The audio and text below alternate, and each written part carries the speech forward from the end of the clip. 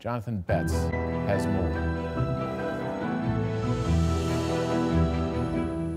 For generations, Henrietta Emanuel's family has called New Orleans home. Now she can't help but notice how different the city and its people look. I hope a lot of black people still come back. It's been a concern since Katrina emptied New Orleans.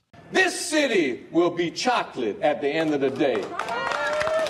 How to make sure some people aren't left behind in the boom of rebuilding. I think the issue that is near and dear to my heart is to make sure that those individuals who are naturally born New Orleanians, they don't feel as if this new New Orleans is moving forward and there's no place for them in this new city. New Orleans is still mostly black, but while 67% of the city used to be African American, it's now dropped to 58%. And the percentage of whites has grown slightly. So for the first time, we have young people coming here. Many of them anecdotally are white, and so then folks have the feeling that it's a whiter city. A new, younger creative class is emerging, some drawn by adventure, others attracted by opportunity. Oh, gosh. Lauren LeBlanc arrived in 2009 to sell T-shirts from her living room. Her online business quickly grew into 4 stores. In Los Angeles, you have to be beautiful. In New York, you have to be smart and successful. But in New Orleans, you just get to be you.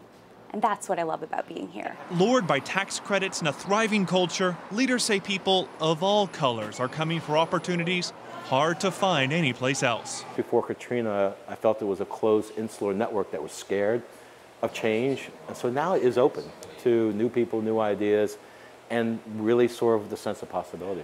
What does it say? People like Patrick Comer, who moved from New York to New Orleans and started a digital company. How many times do one of the most important cities in America go through a complete renewal and you're invited to participate in that process? That's a once-in-a-generation opportunity.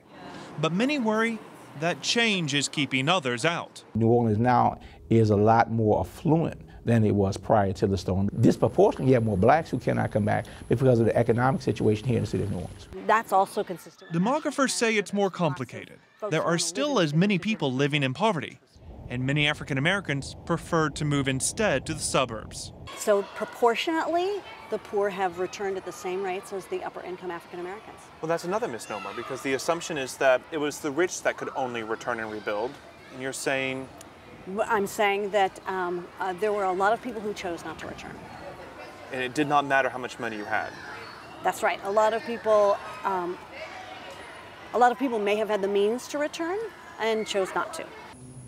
For Henrietta Emanuel, there wasn't any other choice. She had to be home. And I'm just hoping and praying that a lot of other people come back too. Until then, as New Orleans changes, many worry how to keep the spirit the same, even if the city looks different.